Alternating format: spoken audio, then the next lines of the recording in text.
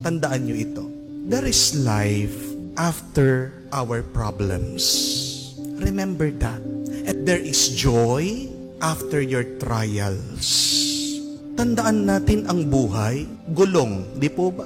Minsan nasa taas ka, minsan nasa baba ka. Pag nandun ka sa taas, pag nag-i-enjoy ka, magpasalamat ka. Pero pag bumaba naman ang iyong buhay, nahihirapan ka, be humble and be trusting to God. Ang buhay din ay parang alon sa dagat. Tandaan mo yan.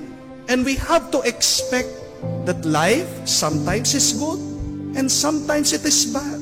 But everything in life is a grace from God. Embrace it. Yakapin mo. Pasalamatan mo. Daanan mo. Huwag kang mananatili dyan. Pero kung gusto mong maging masaya, palagi mong tandaan. Pag may problema, sa susunod may grasya. Yan ang hintayin mo.